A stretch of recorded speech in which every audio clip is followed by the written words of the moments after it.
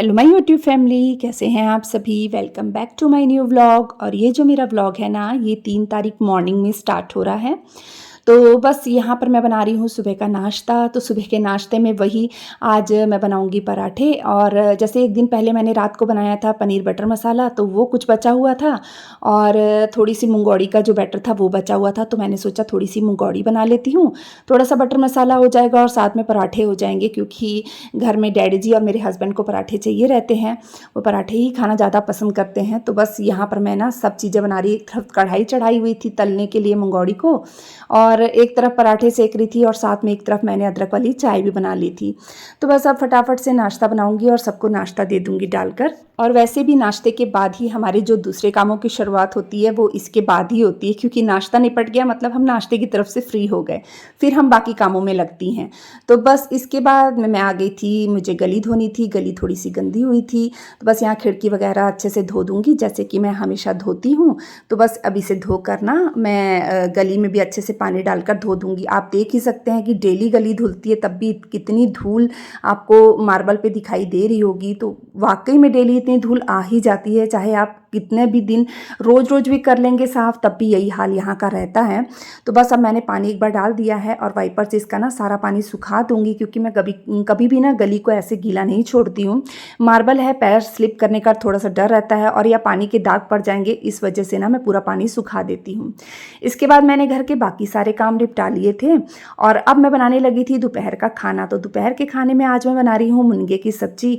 तो ये इस साल का पहला मुनगा है। तो रमन लेकर आया था, तो बस कहने लगा मम्मा यही बना लो। रमन को मुनगा बहुत ज़्यादा पसंद है।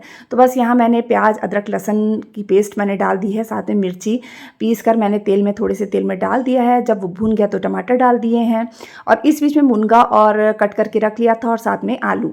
तो पहले मैं आलू को डालूंगी, और जैसे मसाला भुन जाता है तो सूखे मसाले नमक मिर्च हल्दी और गरम मसाला मैंने डाल दिया था।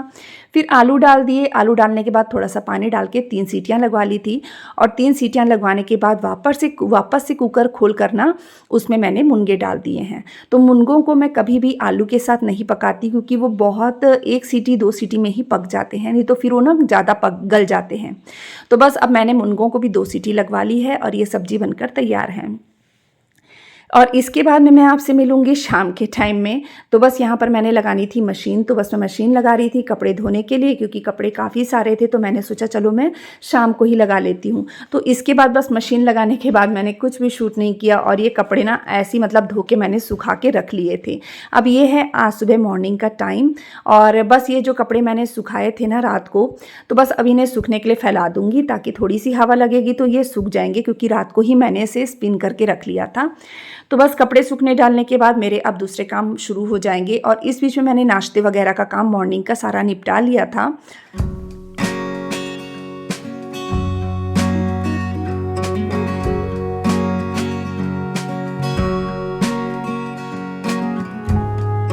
कपड़े सूखने डालने के बाद मैंने आ गई हूँ हॉल में, और यहाँ पर जो जैसे कि रात को हम यहीं सोते हैं, तो बस ब्लैंकेट वगैरह जोड़े हैं मैंने।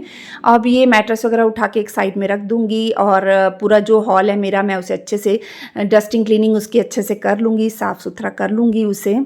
मेरा कोई डिसाइड नहीं होता कि मैं हॉल से ही डस्टिंग क्लीनिंग स्टार्ट करूँगी। कभी मैं कमरों से स्टार्ट कर देती हूँ, तो कभी किचन से, तो कभी बाहर के हिस्से से स्टार्ट कर देती हूँ।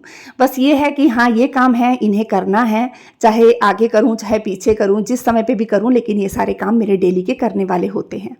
और बस ये देखिए यहाँ पर मैंने मैट्रेस बिछा दी है, और इसके नीचे ना मैंने कालीन बिछा दिया था, ताकि वो गंदे ना हो, क्योंकि अभी अभी मैंने इसके कवर धो के मतलब चढ़ाए हैं। तो बस अब इस पर मैं बेडशीट भी इसकी आज मैंने चेंज कर दी है, तो बस बेडशीट भी इस पर दूसरी वाली बिछा दूंगी धुली हुई। और जो सोफ़े के कवर थे ना, वो भी मैंने धोने के लिए निकाल दिए थे, और पिलो और कुशन के कवर भी मैंने सारे धोने के लिए निकाल दिए हैं, इसीलिए आपको वहाँ खाली खाली लग रहा होगा। अब इसके बाद आ गई हूँ मैं डाइनिंग टेबल साफ़ करने के लिए। तो डाइनिंग टेबल में भी ना डेली कितना भी करो ना धूल आ जाती है। शायद आपको दिख भी रही होगी धूल, पता नहीं दिख रही है कि नहीं दिख रही कैमरे में, पर धूल आ गई थी। तो बस मैं इसे अच्छे से पोंछ लूँगी, और ये हिस्सा साफ़ रहता है ना तो बड़ा अच्छा लगता है। और बस अब मैं इसे अच्छे से साफ़ कर लूँगी, और जैसे कि फ्रूट की बास्केट वगैरह जैसे रहती है, उस हिसाब से इसे मैं वापस से इसके ऊपर अरेंज कर दूँगी। और ना ये फ्रूट्स की बास्केट जो होती है ना, मैं इसी के ऊपर मैं रखती हूँ ताकि बच्चे हैं, डैडी जी हैं, जिनको भी फ्रूट खाने होते हैं ना, तो बस सब यहीं से लेते हैं और यहीं से अपना खा लेते हैं। और फ्रूट वगैरह भी मैं इस पे धोकर रखती हूँ, सुखाकर, जैसे कि मैंने पहले वाली वीडियो में आपके साथ शेयर किया था कि फ्रूट्स वगैरह मैं धोकर ही रखती हूँ, ताकि बस लो और खाओ वाला हिसाब रहता है।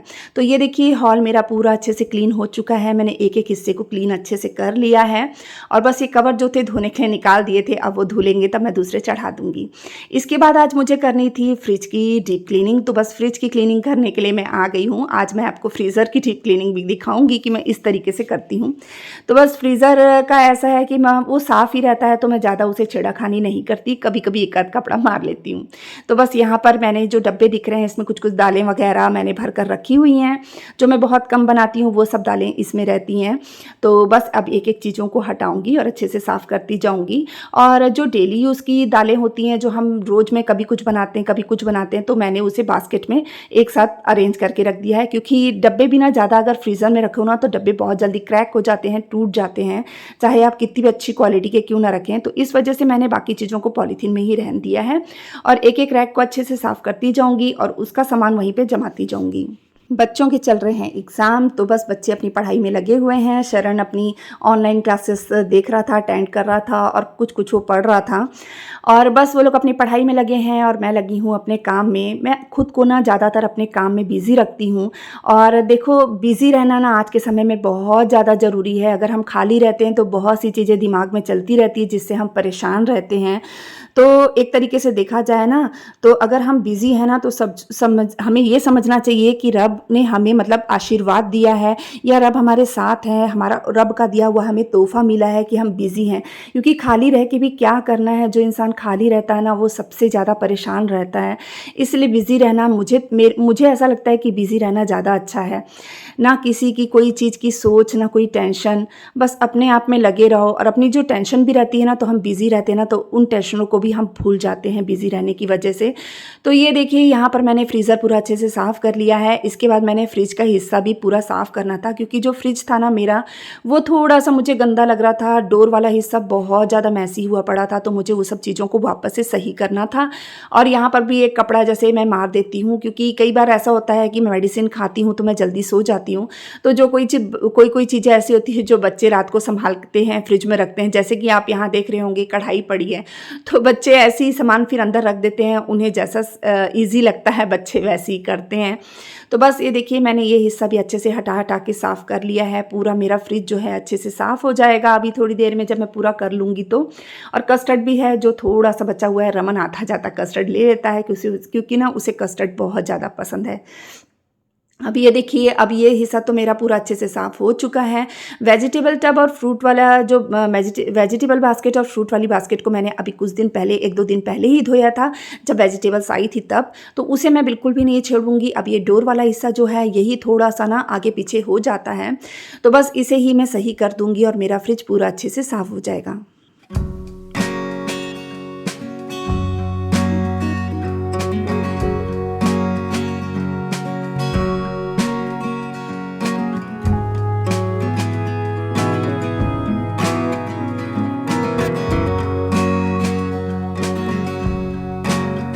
तो लीजिए हो गया फ्रिज भी पूरा अच्छे से साफ़। और हम इसे साफ़ करते रहते हैं ना तो ज़्यादा मेहनत नहीं लगती है। और फ्रिज साफ़ करने के बाद मैं आ गई थी, बाहर का हिस्सा थोड़ा-सा मुझे साफ़ करना था। ये वाला हिस्सा भी ना रोज़ के रोज़ धूल से भर जाता है, तो बस यहाँ पे मैं एक-एक चीज़ को हटा के अच्छे से साफ़ कर लूँगी। और ये है कि इसके साथ-साथ मैं जो जाली वाले दरवाजे वगैरह रहते हैं मैं उन्हें भी साफ़ कर लेती हूँ, क्योंकि उनमें भी धूल आ जाती है। तो जाली वाले दरवाज़ों का ऐसा होता है, मैं डेली इसमें कपड़ा नहीं मारती, क्योंकि इतना समय नहीं मिलता कि मैं डेली इन्हें साफ़ कर सकूँ। तो हाँ, ये होता है कि हफ़्ते में 2 बार इसे ज़रूर साफ़ कर देती हूँ, और या फिर जब गंदा दिखे तब एक आध बार और हाथ मार देती हूँ। तो इस तरीके से मैं पूरे अपने घर के कामों को करती हूँ। तो ये ऐसे ही होता है, हम लेडीज़ लोग का थोड़ा-थोड़ा बाँट कर काम करती हैं। कभी आज इस हिस्से का काम कर लिया तो कभी उस हिस्से का काम कर लिया, तभी घर के काम होते हैं और तभी अपना घर चलता भी है। अब ये देखिए यहाँ पर जब मैं साफ़ कर रही थी ना, तो मुझे छोटे-छोटे से बारीक-बारीक से जाले दिख रहे थे, तो मैं वो भी अच्छे से साफ़ कर दूँगी। और ये आ गई मैं मेन डोर में, हॉल के दरवाजे में। अब इसे भी मैं अच्छा से पूरा साफ़ कर लूँगी। और हमारे कोको ने ना इस पे कूद कूद के जंप कर करके ना इसकी जाली को पूरा लूज़ कर दिया है। अब ये भी ठीक करवाने वाली हुई है। अब जब मिलेगा टाइम तो फिर कराएंगे इसे भी ठीक। और मेन क्या होता है ना, छोटे मोटे काम के लिए किसी को बुलाओ ना तो कोई आने को तैयार नहीं होता है। अब देखते हैं, फिर भी इसे टाइट तो करवाना पड़ेगा। कोको ने ना पूरा ख़राब कर दिया इसे। तो ये देखिए बाकी पूरा जो हिस्सा था ना आजू बाजू का दरवाजे के, मैंने वो भी अच्छे से पूरा साफ़ कर लिया है। इसके बाद मैं धोने लगी हूँ आंगन। और ये साथ में जो पोछे का पानी था ना बाल्टी, वो भी मैं पोछे के लिए पानी भर लूँगी, क्योंकि अभी झाड़ू पोछे का काम मेरा बचा ही था। तो मैंने सोचा पहले मैं आंगन धो लेती हूँ, उसके बाद ही मैं लास्ट में झाड़ू पोछा करूँगी, क्योंकि गीले पैर लेके अंदर जाऊँगी ना तो घर गंदा हो जाएगा। तो मैंने सोचा मैं लास्ट में ही झाड़ू पोछा करूँगी। तो बस मैं यहाँ धो रही हूँ आंगन। और कपड़े भी सूखने के लिए पहले जैसे कि मैंने डाल दिए थे। और मेरा कोको मेरे आसपास ही घूम रहा है। मैं जहाँ रहूँगी ना उसने साथ साथ में ही रहना होता है।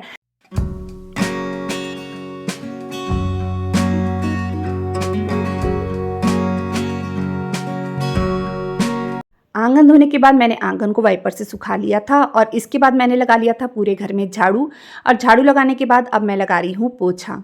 तो हम लेडीज़ लोगों का ऐसे ही होता है, एक के साथ दूसरे काम करती हैं तभी जाके घर के सारे काम टाइम से निपटते हैं और टाइम से सारे काम हो पाते हैं। तो बस ये देखिए मैंने यहाँ पर पोछा लगा रही हूँ। और इसके साथ ही ना मैंने खाने की जो तैयारी थी वो भी कर छोड़ी थी कि बस अब इसके बाद खाना बनाना है। और जैसे अपन जल्दी काम पे लग जाते हैं तो जल्दी अपने काम निपट जाते हैं, क्योंकि फिर हमें काम जो होते हैं वो समय पे निपटाने रहते हैं। उसके बाद जो फिर दूसरा समय हो जाता है तो दूसरे कामों की बारी आ जाती है। जैसे शाम का समय होता है तो शाम के कामों की बारी आ जाती है। इसलिए सुबह के काम अपन जल्दी उठ जाते हैं तो जल्दी निपट जाते हैं। तो ये देखिए बस मैंने यहाँ पे लगा लिया है पोछा। और इसके साथ ही मैं बाकी पूरे घर में भी पोछा अच्छे से लगा लूँगी।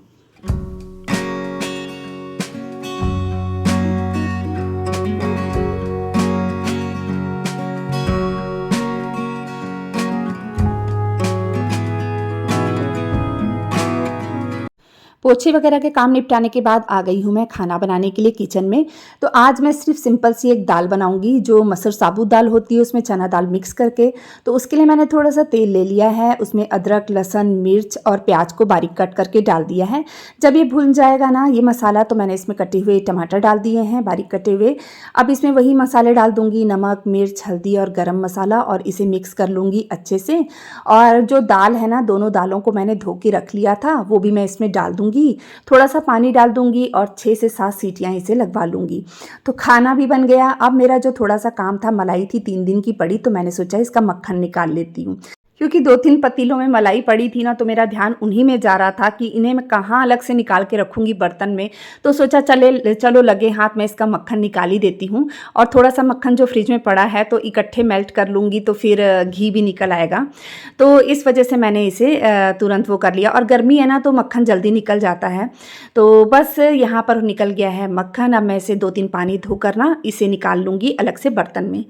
तो चलिए आज मैं इसी के साथ अपने ब्लॉग का एंड करती हूँ। बताइएगा आपको मेरा ब्लॉग कैसा लगा। अगर अच्छा लगता है तो प्लीज़ मेरे चैनल को सब्सक्राइब कर दीजिएगा, वीडियो को लाइक एंड शेयर कर दीजिएगा और बेल आइकन को प्रेस कर दीजिएगा, जिससे मेरे आने वाली वीडियो का नोटिफिकेशन आपको मिल सके और आप मेरे ब्लॉग्स देख सकें। और प्लीज़ एक लाइक का बटन ज़रूर प्रेस कर दीजिएगा अगर आपको मेरे ब्लॉग्स अच्छे लगते हैं। तो उससे मुझे मोटिवेशन मिलता है, मुझे पता चलता है कि मेरे ब्लॉग्स आपको कैसे लग रहे हैं और मुझे कुछ नया करने की हिम्मत मिलती है। तो चलिए आज यहीं पे अपने ब्लॉग का एंड करती हूँ। मिलते हैं एक और नए ब्लॉग के साथ में, तब तक के लिए बाय बाय।